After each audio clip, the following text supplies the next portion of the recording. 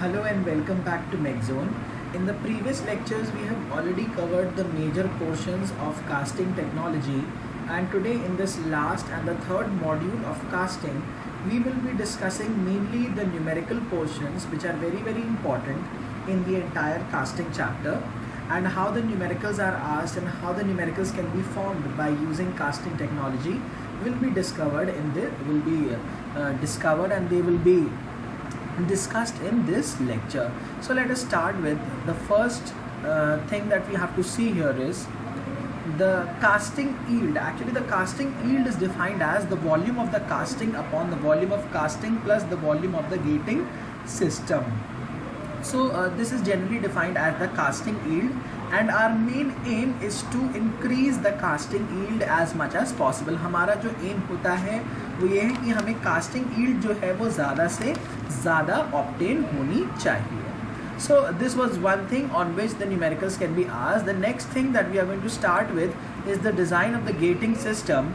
And the first type of the gating system that we are using in the casting technology is the top gating system. Now, the top gating system is something you can see in the diagram, that is, it is like a cone-shaped cavity. It is a cone-shaped like structure, and we are pouring the molten metal in the point 1. We are actually pouring it from the point 1. So, the liquid metal, that is the molten metal, is entering into this gating system from the point 1, and then it reaches the point 2, and finally it reaches the point 3. Now the point 3 is the gate portion. Gate is the portion from where the molten metal is entering into the cavity. AM has been given as the area of mold. 1 point, then 2 point, then 3 point. HT, this is given as HT. HT is the height of the gate. HT is the total height of the gate, and HM is the height of the mold. Now what we are doing is we are simply pouring it from above, and the molten metal from the point 3, that is from the gate, it is entering into the mold cavity. A3 is AG. A3 means area of the gate. It is written as AG. V3 means velocity of the molten metal which is evaluated at the gate. So if we write potential energy, that is potential energy at point 1 and 2 would be converted into kinetic energy at the point 3. This is by the conservation of energy, or you can simply call it as energy conservation. At 3, the liquid metal is entering into the mold cavity at atmospheric pressure. So here the liquid is entering at atmospheric pressure, and here the velocity is high. That is, the velocity at the point 3 would be larger. It is not used for casting non-ferrous materials. This is very important. This is not used for casting non-ferrous materials. That means it is used only for ferrous materials, for minimum depth of the cavity and more surface area. So it is generally used for minimum depth of the cavity. That means when the height of the cavity, that is HM, is very less, or it is not very more, and the surface area is large. It includes uniform solidification. Minimum time required as velocity is high, because the velocity is very high. So in order to fill the entire mold cavity, the amount of time required will be definitely less. And favorable temperature gradient is del T upon H. Okay, where del T is T1 minus T2, and which is almost the same. That is, the temperature at point 1 and 2 are almost the same, and delta T upon H. So this is the favorable temperature gradient. So in this thing we will see that there is a possibility of favorable temperature gradient in the liquid metal in the cavity. So that is del T upon H, and it should be minimum. So time हमारा क्या हो जाता है? Time is simply volume upon discharge. So we will write dt into Ag into Vg, that is the discharge which is entering into the cone should be equal to the amount of discharge which is entering into the mold cavity. So dt into Ag into Vg, dt is the time, Ag is the area, Vg is the volume. ये हो गया हमारा discharge, और ये भी हो गया हमारा discharge. So this would be equal to Tf. Tf is the time required for filling. Ag is the area of the gate, Vg is the velocity of gate, Am is the area of mold, Hm is the height of molds. So time required for filling the top gating system would be Am Hm upon Ag Vg, and we will see that Am into Hm would be simply equal to Vm, that is volume of the cavity, and Vg is the velocity at gate.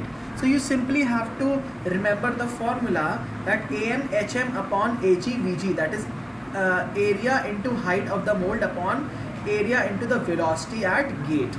So we know that the velocity at gate would be under root 2g ht. अगर हम यहाँ से अपना देखें तो यहाँ पर जो velocity हो जाएगी it would be under root 2g ht. This can be obtained simply from the equations of motion से हम निकाल सकते हैं. तो time required for filling would be Vm, that is volume of the mold cavity or the volume of the mold upon area of the gate into the velocity of gate. तो यहाँ पर हमारा ये जो फॉर्मूला है ये बहुत ज़्यादा इम्पॉर्टेंट है, क्योंकि इस फॉर्मूले में जो हमारा Vg है वो कभी कभी नहीं भी दिया हो सकता, but height of the mould दिया रहेगा तो हम लोग डायरेक्टली वहाँ से Vg इवेल्युएट कर लेंगे. और very important point to be noted here is the velocity at gate is independent of time. ये हमारा टाइम पर डिपेंड नहीं करेगा. ठीक है, तो ये हो गया हमारा टॉप गेटिंग सिस्टम का केस. और टॉप गेटिंग में हमें याद रखना है कि जो हमारा फेवरेबल टेम्परेचर ग्रेडियंट है that is del t upon h, ये क्या होता है हमारा मिनिमम होना चाहिए, तभी हमारा जो फिलिंग होगी वो बहुत जल्दी पॉसिबल हो पाएगी. तो area required for filling is equal to a m into h m upon a g into v g. देखिए V जो है दिस इज द वेलोसिटी और कैपिटल V जो है this is for the volume. The volume of the mould upon area of the gate into the velocity of gate. So this was the formula regarding the top gating system. Now we shall switch over to the bottom gating system. Now in the bottom gating system we are having the filling of this molten material from the bottom in the upward direction. यहाँ से नीचे से flow करेगा और धीरे धीरे flow करते करते ऊपर आएगा. तो यहाँ पर हम लोग ऑब्जर्व करेंगे क्योंकि यहाँ पर वेलोसिटी बहुत स्लो रहेगी. velocity is very slow and the time required would be very large, क्योंकि धीरे धीरे आपका molten metal इसमें flow करेगा. so time required here would be very large, but the advantage is there is no turbulence and splashing of the liquid molten metal, and it is used for non-ferrous materials for more depth of the cavity. When the depth of the cavity is large, all these points are very important because they can be directly included in the 1 mark questions. Velocity is very less. Why? Because we are slowly filling it. More time to fill because the velocity is slow. Top liquid metal first solidifies. The top liquid metal here, why it is solidifying first? Because it is in direct contact with the atmosphere. So non-uniform solidification, here we will have non-uniform solidification. Why? Because the top one is getting solidified first and then the sub bottom layers. Del T upon H is maximum. It is unfavorable temperature gradient. Here we are getting the unfavorable temperature gradient because the time required is very large and the depth is smaller. Okay, sorry, the depth of the cavity is also large and the time required is also very large, and therefore del T upon H is larger. Liquid metal is entering into the cavity from the bottom to the top in the reverse direction. Now we are having the flow against the gravity, and in the previous top gating system we were having the flow towards the gravity. So here the flow is taking place against the gravity. Velocity of the liquid metal in the cavity is neglected. Here we are almost neglecting the velocity. There is a possibility of turbulence and splashing of the liquid metal. There is no possibility. I have written no. Actually यहाँ पर कोई भी possibility नहीं है कि आपका splashing होगी. Why? Because ये process इतना धीरे हो रहा है, इसीलिए we are almost preventing any splashing and turbulence. Now if we look at the simple formula for calculating the time required to fill the bottom gating system, it is all that I have written. These are the extracts from my notes. Personal notes से मैंने अपने यहाँ पर extracts direct लगाए because I have made my notes in the simplest of the manner, so they can be easily understood. So there is no possibility. There is a possibility of unfavorable temperature gradient of the liquid metal in the cavity. ये हाँ हो सकता है, और यहाँ non ferrous materials के लिए भी यूज़ कर रहे हैं क्योंकि यहाँ पर turbulence और splashing बिल्कुल भी नहीं है. Back pressure reduces the velocity of liquid metal throughout the gate. Back pressure एक फिनोमेना है जिससे आपकी velocity of liquid metal through the gate जो है वो decrease हो जाती है. Here what we are doing is V3 is the velocity at gate is equals to 2g ht minus h, where h can be a function of time. ht minus h. तो ये जो हमारा है this is h and this is ht. So net height जो हमारा हुआ ht minus h. तो vg velocity at the gate would be under root 2g ht minus h हो जाएगा. So वही हमने लिखा है velocity at the gate. So final जो हम formula अपना derive करेंगे, the formula that will finally come out to be would be like this: 2 am ag under root 2g under root ht minus under root ht minus hm. hm was this height of the mold that we were discussing, or this is the hm or simply h, and this is ht. So here we have obtained the formula tf, that is time required for filling, is equals to 2 times am upon ag, where previous में था am into hm, ठीक है, यहाँ था 2 into am upon ag into 1 upon under root 2g into under root ht minus hm. So this is very important formula for the bottom gating system. And if अगर हमारा height of the gate is equals to height of the mold हो गया, then जो हमारा time required for filling the bottom gating system would be 2 times the time required for filling the top gating system. तो ये भी बहुत important है, और ये भी डायरेक्ट न्यूमेरिकल के फॉर्म्स में या फिर डायरेक्टली आपसे ऐसी थ्योरी के फॉर्म में भी पूछा जा सकता है. क्यों ये कब होगा? जब हाइट ऑफ द मोल्ड हमारा हाइट ऑफ द गेट के बराबर हो जाएगा, then the time required for bottom system would be 2 times the time required for top system. तो सबसे पहले अगर आप देख रहे हैं, अगर आपका ये दिया ही हुआ है, तो हम लोग डायरेक्टली यही केस लगा के बॉटम गेटिंग की टाइमिंग निकाल सकते हैं इररिस्पेक्टिव ऑफ दिस फॉर्मूला. ये फॉर्मूला हमें लगाने की ज़रूरत ही नहीं पड़ेगी. तो ये बहुत इंपॉर्टेंट केस है जो हमें याद रखना है. दैट इज़ अगर हाइट ऑफ द मोल्ड बराबर height of the gating system हो जाता है, तो time required to fill the bottom gate would be 2 times the time required to fill the top gating system. तो यहाँ पर हम लोग डायरेक्टली टॉप गेटिंग सिस्टम का फॉर्मूला लगाकर उसका टाइम निकालेंगे और उसका 2 टाइम्स कर देंगे. So we will obtain the time required to fill the bottom gating system. अगर hm is greater than ht हो गया, height of the mould is greater than the height of the आपका gating हो गया, तो mould cavity will be filled only up to hm is equals to ht. ये बहुत important point है. अगर hm हमारा ht से ज़्यादा हो गया, तो हमारी फिलिंग सिर्फ और सिर्फ कहाँ तक होगी? hm is equal to ht तक ही होगी, उसके ऊपर हमारी फिलिंग नहीं हो सकती. So here is the first numerical. We have to determine the time required to fill the cavity along with the riser. Now we have this riser and we have to fill this riser also. अब हमारा क्या दिया हुआ है? हमारा ये जो gate system दिया हुआ है, अगर आप B के लिए देखें तो ये B के लिए it is acting as the bottom gating system. अगर आप A के लिए देखें तो A के लिए it is acting as the top gating system. The dimension और the area of the mould has been given as 25 cross 25. Height of this A is given as 10, height of B is given as 15, and the height of C is given as 10. Now, and the dia of this is given, riser is given as 20 centimeter. Every dimension is given in centimeter. Only height of the gating system HT is given as 25 meters. Now, there are many possible ways to solve this question. I have solved it by 2 methods. First is time required to fill. What I am assuming is, I am assuming BC as one portion and A is one portion. So for A portion I have applied the top gating formula, and for the B and C portion I have applied the bottom gating formula. So A के लिए मैंने top getting फॉर्मूले से time निकाल लिया, BC के लिए मैंने बॉटम गेटिंग फॉर्मूले से टाइम निकाल लिया, दोनों टाइम को मैंने ऐड कर लिया. So I will get the total time required to fill this cavity. तो यहाँ पर देखिए, मैंने सबसे पहले जो C तक को फिल करने के लिए है, तो 2 into AM upon AG under root HT upon, ये तो मैंने लगा दिया बॉटम गेटिंग फॉर्मूला से, और यहाँ पर मैंने रख के लिमिट्स लगा दिए. मतलब ये पूरा जब मैंने इसको सॉल्व किया, देन आई गॉट 8.97 सेकेंड्स. ठीक है, और फिर मैंने बॉटम गेटिंग वाले फॉर्मूले से तो ये निकाल लिया, और टॉप गेटिंग वाले फॉर्मूले से भी जब मैंने निकाला तो आई ऑब्टेन्ड 5.64 सेकेंड्स. और राइजर के लिए C जो है, C के लिए मैंने देखिए यहाँ पे अलग निकाला है. C के लिए भी मैंने मान लिया है कि this is acting as a bottom gating system. तो बॉटम गेटिंग सिस्टम के करस्पॉन्डिंग मैंने C का निकाला, फिर बॉटम गेटिंग सिस्टम के करस्पॉन्डिंग मैंने B का निकाला, फिर टॉप गेटिंग सिस्टम के करस्पॉन्डिंग मैंने A का टाइम निकाला. तो देखिए यहाँ पर 3 टाइम इवैल्यूएट किए गए, 5.64, 10.37 and 8.97. 8.97 is the time is required to fill the C portion जो है, इसको मैंने TC से रिलेट करा दिया. अब 5.64 आ गया एक का, और 10.37 आ गया एक का, और 8.97 आ गया एक का. तो आई एम अज्यूम, तो टोटलिंग इट एज 24.98 सेकेंड्स.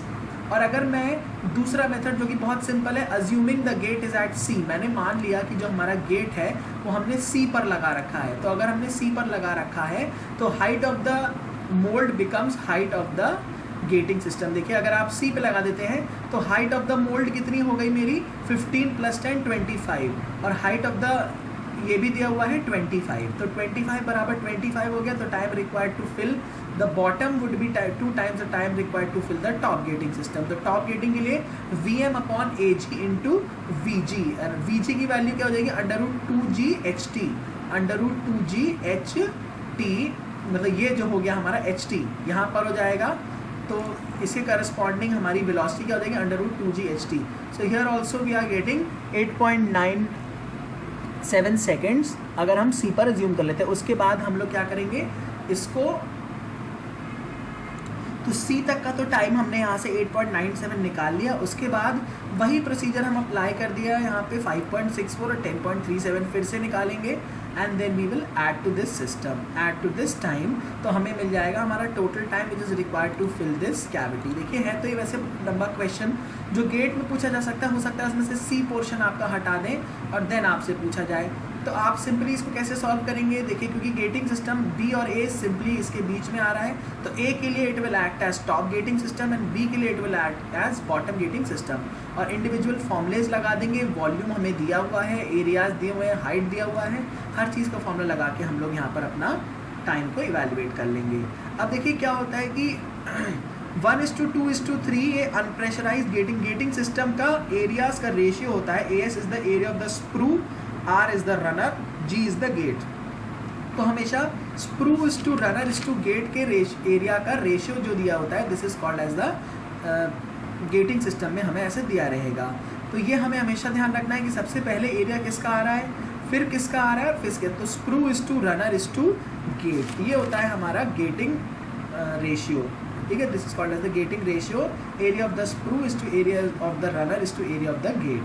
सो जो हमारा गेटिंग रेशियो है it is the ratio between the area of the sprue and area of the runner and the area of the gate. तो जनरली क्या होता है अनप्रेशराइज system के लिए, अगर आप देखें अनप्रेशराइज सिस्टम के लिए जो हमारा एरिया ऑफ द गेट होता है वो सबसे ज़्यादा हो जाता है। ठीक है, अगर एरिया ऑफ द गेट हमारा सबसे ज़्यादा दिया हुआ है then it is corresponding to the unpressurised system, और अगर प्रेशराइज सिस्टम हो जाता है तो हमारा एरिया ऑफ द गेट जो होता है वो सबसे कम हो जाएगा आउट ऑफ द 3। अगर मान लीजिए हमें दिया हुआ है 1:2:3 हो गया, या 1:2:4 हो गया, या 0.5:1.5:2 हो गया, then it is corresponding to the unpressurized system because the area of the gate is larger। लेकिन अगर प्रेशराइज गेटिंग सिस्टम हुआ तो हमारा रेशियो हो जाएगा 3:2:1, 2:2:1, 3:2:1.5 भी हो सकता है। तो अगर हमारा gating area of the gate सबसे कम है then it is corresponding to the pressurised gating system. लेकिन मान लीजिए अगर हमारा रेशियो हो गया 1:2:1, so in case of 1:2:1 we will consider it as a pressurised gating system, हम उसे प्रेशराइज गेटिंग सिस्टम ही मान लेंगे। द नेक्स्ट इंपॉर्टेंट टॉपिक और the important numerical topic that when we start is solidification time calculations, how to calculate the time for solidification। जो हमने अभी किया वो है time for filling in case of bottom gating and the top gating, but now we are going to start with the solidification time, how much time would it require to solidify। तो ये देखा गया है कि जो solidification time है it is directly proportional to the volume upon area का whole square। So when we remove the proportionality sign, we'll get a proportionality constant. So Ts is equals to K into volume upon area का whole square। और ये generally देखा गया है कि time required for the solidification of riser should be higher as compare to that of the casting, because अगर riser आपका पहले ही सॉलिडिफाई हो गया और वॉल्यूम में अगर कोई भी डेफिशिएंसी आई तो riser will not be able to supply the liquid metal in case of the volume deficiency.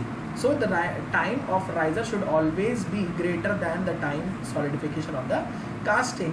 और सॉलिडिफिकेशन टाइम फैक्टर, ये सॉलिडिफिकेशन फैक्टर जो है इसकी यूनिट होती है सेकेंड्स पर मीटर स्क्वायर। ये आपको बहुत इंपॉर्टेंट है, ध्यान रखना है। टीएस तो हो गया सेकेंड, वॉल्यूम हो गया मीटर क्यूब, ये हो गया हमारा metre square. So metre cube upon metre square तो मीटर हो गया, और मीटर का होल स्क्वायर हो गया मीटर स्क्वायर, तो second upon metre square will be the unit of solidification factor. ये भी हो सकता है एक मार्क्स वाले क्वेश्चन में पूछा जा सकता है। So the properties of the liquid metal and the moulding material को भी इसमें हम लोग कंसिडर कर लेते हैं। वॉल्यूम से क्या मतलब है, वॉल्यूम से मतलब है अमाउंट ऑफ हीट अवेलेबल, और एरिया से हमारा क्या मेन सिग्निफिकेंस होता है, हीट ट्रांसफर। तो हमें ये चीज़ें बहुत इंपॉर्टेंट है, ये याद रखनी है कि वॉल्यूम से we are mainly considering the heat amount of heat which is available and area से we are mainly considering the heat transfer. तो यहाँ पर अलग अलग शेप्स के बारे में वॉल्यूम और एरिया का रेशियो निकाला गया है। क्यूब के लिए आपको पता है वॉल्यूम a क्यूब होती है, एरिया होता है 6a² तो a/6 हो गया। सिमिलरली स्फीयर के लिए r/3 या फिर d/6 हो गया। सिलेंडर के लिए देखिए वॉल्यूम होती है π/4 d² × h या πr²h, और एरिया कितना हो जाता है, एरिया वुड बी ये ऊपर जो दो सर्कुलर हो गए तो 2 × π/4 d² plus curve surface area πdh हो गया। स्लैब और क्यूबॉइड में हमारा जो वॉल्यूम हो जाता है LBH और एरिया जाता है 2 टाइम्स LB + BH + LH। बस 4 तक ही देखना। एलिप्टिकल और सिलेंड्रिकल शेप सिलेंडर ये हमें इंपॉर्टेंट नहीं है, ये पूछा भी नहीं गया कभी।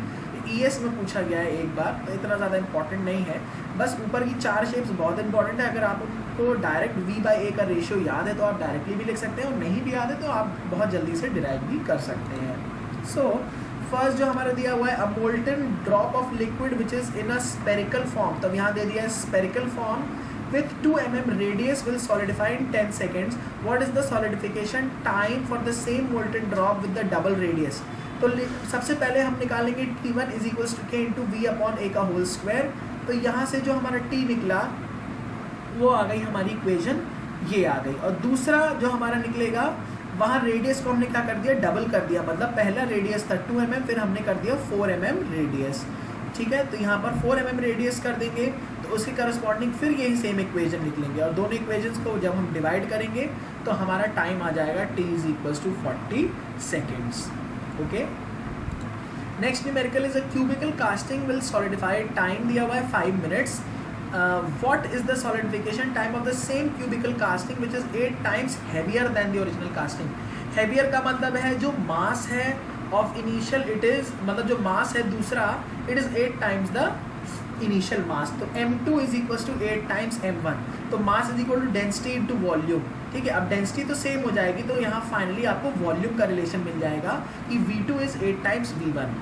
ठीक है, तो volume upon area first case में 5 मिनट्स है, तो K V/A का होल स्क्वायर = वॉल्यूम होती है a क्यूब, एरिया तो 6a² का होल स्क्वायर। तो TS1/TS2 की वैल्यूज़, हमें TS1 की वैल्यू पता है, TS2 की वैल्यू निकालनी है।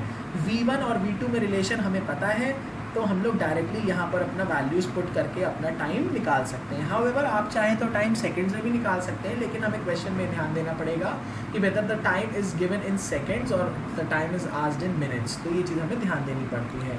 So next we come to the riser के बारे में अगर थोड़ी सी हम बात करें, तो राइजर का एरिया अपॉन वॉल्यूम क्या होता है, these are area upon volume का जो रेशियो है it is called as the cooling characteristics. वैसे जो सॉलिडिफिकेशन टाइम में हम यूज़ कर रहे हैं वो है हमारा volume upon area.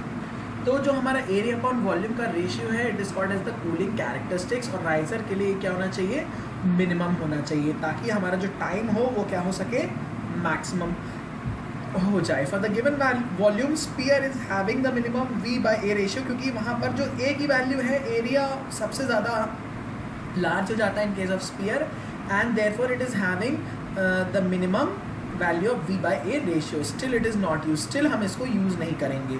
Cylindrical shape of the riser is taken, हम लोग सिलेंड्रिकल शेप को ही यूज़ करते हैं।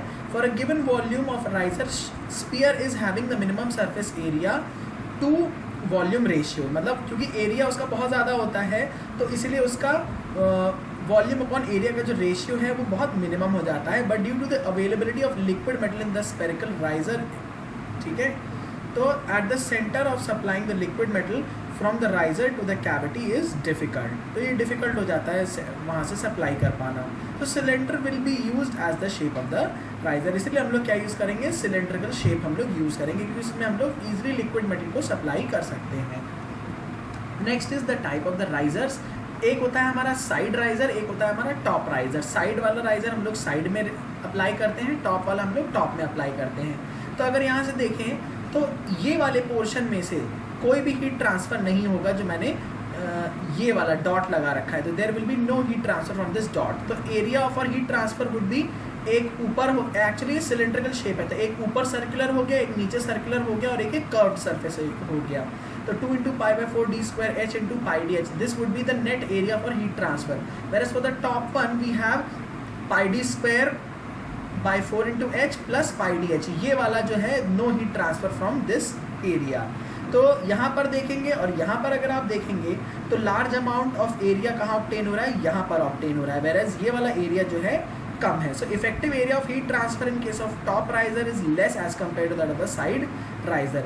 If the depth of the cavity is more तो मोर टाइम टू फिल लगेगा, तो साइड राइजर वहाँ पर प्रिफर्ड करेंगे अगर depth of the cavity is more. और top riser is effective when compare to the side riser because it is having less surface area. Side risers are preferred if the depth of the cavity is maximum. तो हम लोग कब कौन से riser को prefer करेंगे, ये बहुत इंपॉर्टेंट है, I have told you in this slide. So next we come to the optimum riser condition. Optimum riser condition मतलब है time required to fill the time required for solidification should be large and area should be minimum.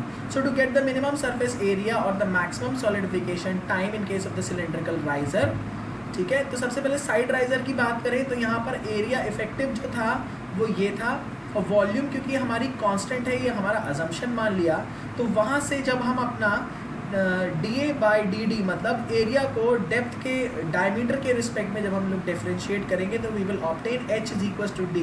So the height of the riser should be equal to the diameter of the riser is the optimum riser condition for side riser. Side riser की condition में हमारा जो height है it should be equal to the depth of the riser. This is the optimum riser condition.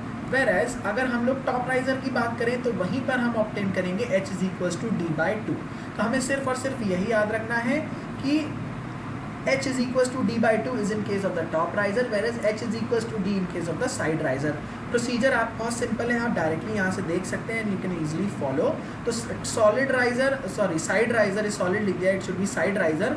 H is equals to D, H is equal to D/2. तो A/D क्या हो जाएगा 6/D और यहाँ भी A/D क्या हो जाता है 6/D. तो ये जो कैरेक्टरिस्टिक्स हैं cooling characteristics would be same for both the side as well as the top risers. Whereas जो हमारी ऑप्टिमम राइजर कंडीशन है वो H is equal to D for the side riser and H is equal to D/2 for the top riser. अब next है हमारा Keynes method. Keynes method भी बहुत important है.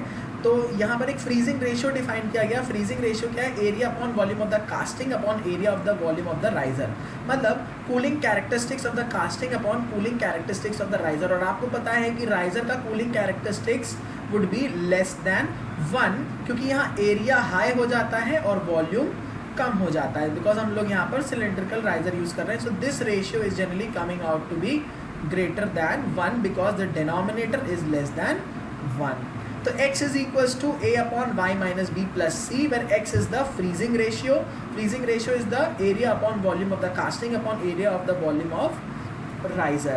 और y क्या है, volume of the riser upon volume of the casting. और c क्या हो गया आपका, a b and c are the constants. These are called as the Keynes constant. तो इस वाले ग्राफ में अगर आप देखें तो अगर इस ग्राफ के अंदर कोई भी वैल्यू ऑब्टेन हो रही है that would encounter a defective casting. Whereas जो बाहर आएगी या ऑन द ग्राफ या बाहर आएगी that would be non defective casting.